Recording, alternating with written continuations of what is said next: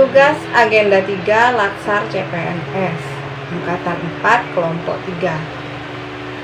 Soal yang pertama, jelaskan esensi penting dari manajemen aparatur sipil negara sesuai dengan Undang-Undang ASN dan apa implikasi esensi tersebut terhadap Anda sebagai pegawai ASN. Berdasarkan Undang-Undang Nomor 5 Tahun 2014 bahwa pegawai ASN berfungsi sebagai yang pertama, pelaksana kebijakan publik, yang kedua, sebagai pelayan publik, dan yang ketiga, sebagai perekat dan pemersatu bangsa. Pegawai ASN berperan sebagai perencana, pelaksana, dan pengawas penyelenggaraan tugas umum pemerintahan dan pembangunan nasional melalui pelaksanaan kebijakan dan pelayanan publik yang profesional, bebas dari intervensi politik, serta bersih dari praktik korupsi, kolusi, dan nepotisme. Sedangkan untuk esensi tersebut, terhadap saya sebagai pegawai ASN adalah sebagai pelaksana kebijakan publik. Lanjut ke soal nomor 2, yaitu jelaskan kedudukan dan peran dari aparatur sipil negara dan apa yang perlu dilakukan oleh Anda sebagai pegawai ASN. Kedudukan ASN yaitu sebagai aparatur negara baik berada di pusat, daerah, dan luar negeri yang menjalankan kebijakan yang ditetapkan oleh pimpinan instansi pemerintah serta harus bebas dari pengaruh dan intervensi semua golongan dan partai politik. Peran ASN yaitu sebagai perencana, pelaksana, dan pengawas penyelenggaraan tugas umum pemerintahan dan pembangunan nasional melalui pelaksanaan kebijakan dan pelayanan publik yang profesional, bebas dari intervensi politik, serta bersih dari praktik korupsi, kolusi, dan nepotisme. Sebagai pegawai ASN, maka kita dituntut untuk profesional dalam memberikan pelayanan kepada masyarakat sesuai dengan fungsi ASN, yaitu 1. Sebagai pelaksana kegiatan publik, yaitu melaksanakan kebijakan yang dibuat oleh pejabat pembina kepegawaian sesuai dengan ketentuan perundang-undangan.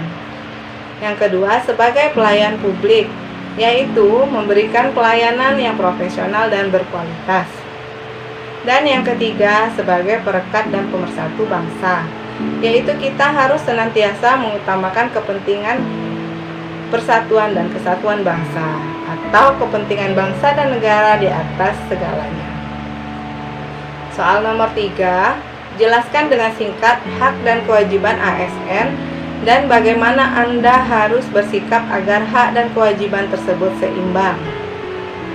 Seperti kita ketahui, hak ASN dilindungi oleh hukum, yaitu Undang-Undang Nomor 5 Tahun 2014 Pasal 21 dan Pasal 22. Adapun hak ASN itu antara lain, yang pertama, hak mendapat gaji dan tunjangan. Yang kedua, hak mengambil cuti. Yang ketiga, hak memperoleh pengembangan kompetensi. Yang keempat, hak memperoleh fasilitas. Kewajiban pegawai ASN dalam Undang-Undang Nomor 5 Tahun 2014 Pasal 23 disebutkan antara lain, yang pertama, setia dan taat pada Pancasila, Undang-Undang Dasar Negara Republik Indonesia tahun 1945, Negara Kesatuan Republik Indonesia, dan pemerintah yang sah. Yang kedua, menjaga persatuan dan kesatuan bangsa. Yang ketiga, melaksanakan kebijakan yang dirumuskan pejabat pemerintah yang berwenang. Yang keempat, menaati ketentuan peraturan perundang-undangan. Yang kelima, melaksanakan tugas kedinasan dengan penuh pengabdian, kejujuran, kesadaran, dan tanggung jawab. Yang keenam, menunjukkan integritas dan keteladanan dalam sikap, perilaku, ucapan, dan tindakan kepada setiap orang, baik di dalam maupun di luar kedinasan. Yang ketujuh, menyimpan rahasia jabatan dan hanya dapat mengemukakan rahasia jabatan sesuai dengan ketentuan peraturan perundang-undangan. Yang ketujuh, yang kedelapan yaitu bersedia ditempatkan di seluruh wilayah negara Kesatuan Republik Indonesia. Sikap yang harus dilakukan agar hak dan kewajiban seimbang adalah bekerja dengan disiplin dan bertanggung jawab sesuai dengan tugas pokok dan fungsi masing-masing ASN. Soal yang keempat, jelaskan kode etik dan kode perilaku ASN dan bagaimana Anda dapat melaksanakan kode etik dan kode perilaku tersebut. Kode etik adalah upaya normatif yang harus mereka lakukan dalam mengaplikasikan tugas-tugasnya sehari-hari. Sedangkan kode perilaku adalah apa yang boleh dan yang tidak boleh dilakukan sebagai ASN. Contoh kode etik dan kode perilaku. Seorang ASN, misalnya Pak Joko, mendapatkan undangan konser yang merupakan rangkaian kampanye. Awalnya Pak Joko ragu, tetapi akhirnya Pak Joko datang dengan alasan hanya ingin mendapatkan hiburan, bersenang-senang. Padahal menghadiri kampanye politik dengan memakai seragam dan menggunakan fasilitas negara merupakan bentuk pelanggaran kode etik ASN. Seharusnya Pak Joko dapat merujuk ke pedoman kode etik ASN, yaitu 1. Bertanggung jawab, disiplin, dan jujur. Yang kedua, kesempatan kepada bawahan untuk mengembangkan karir. Yang ketiga, mencapai sasaran kerja.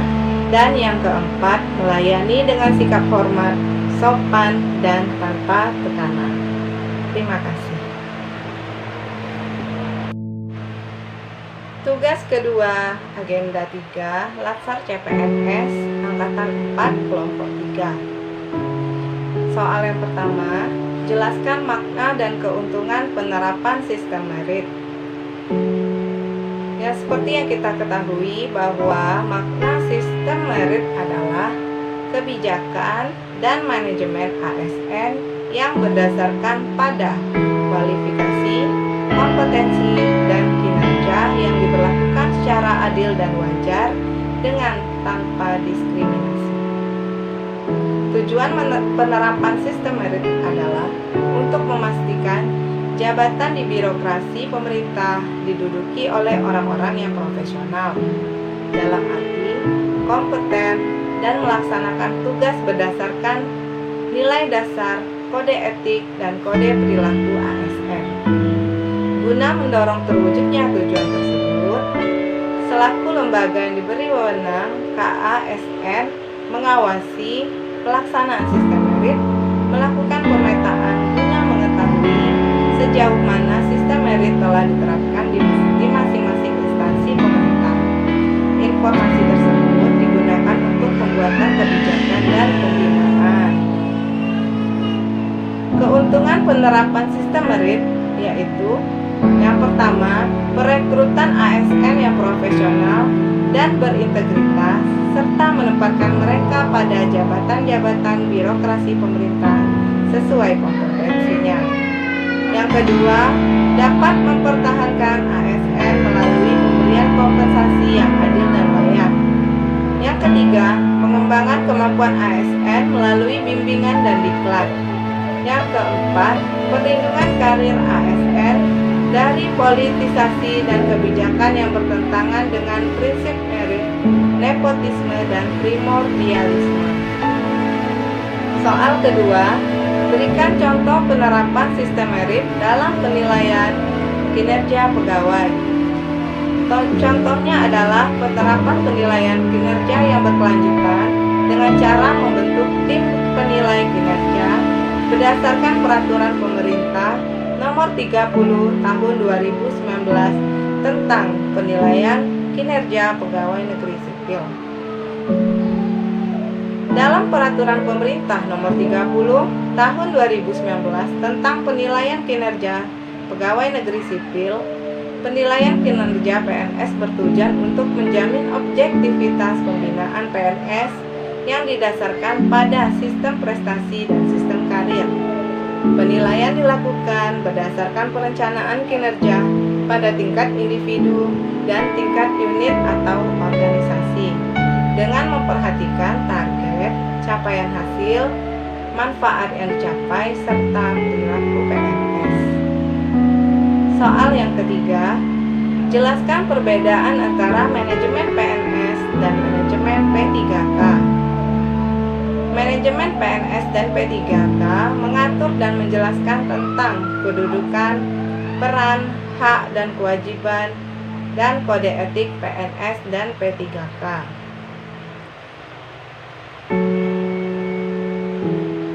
Hak PNS dan P3K yaitu hak PNS yaitu menerima gaji, tunjangan, dan fasilitas, menerima cuti, mendapatkan jaminan pensiun dan jaminan hari tua, perlindungan dan pengembangan kompetensi. Sedangkan hak PPPK yaitu menerima gaji, tunjangan, dan fasilitas, menerima cuti, perlindungan, dan pengembangan kompetensi. Perbedaan manajemen PNS dan PPPK berdasarkan Undang-Undang Nomor 5 Tahun 2014. Manajemen PNS terdiri dari penyusunan dan penetapan kebutuhan, pengadaan, pangkat dan jabatan, pengembangan karir, pola karir, promosi, mutasi, penilaian kinerja, penggajian dan tunjangan, penghargaan, disiplin, pemberhentian, jaminan pensiun dan jaminan hari tua, serta perlindungan. Sedangkan manajemen PPPK terdiri dari penetapan kebutuhan, pengadaan, penilaian kinerja, penggajian dan tunjangan, pengembangan kompetensi, pemberian penghargaan, disiplin, pemutusan hubungan perjanjian kerja, dan perlindungan. Soal nomor 4, bagaimana perbedaan mekanisme pengisian jabatan pimpinan tinggi ASN dan penggantian jabatan pimpinan tinggi ASN? Untuk mekanisme pengisian jabatan pimpinan tinggi ASN itu dilakukan secara kompetitif dan terbuka dan diseleksi oleh panitia seleksi instansi yang dipilih dan diangkat oleh PPK berkoordinasi dengan KASN. Untuk pimpinan tinggi utama dan media dilakukan pada tingkat nasional dan untuk pimpinan tinggi pratama dilakukan pada tingkat nasional, provinsi, atau antar instansi dalam satu kabupaten atau kota. Mekanisme penggantian jabatan pimpinan tinggi ASN. PPK dilarang mengganti pejabat pimpinan tinggi selama 2 tahun terhitung sejak pelantikan pejabat pimpinan tinggi, kecuali pejabat pimpinan tinggi tersebut melanggar ketentuan peraturan perundang-undangan dan tidak lagi memenuhi syarat jabatan yang ditentukan. Penggantian pejabat pimpinan tinggi utama dan media sebelum 2 tahun dapat dilakukan setelah mendapat persetujuan Presiden. Jabatan pimpinan tinggi hanya dapat diduduki paling lama 5 tahun.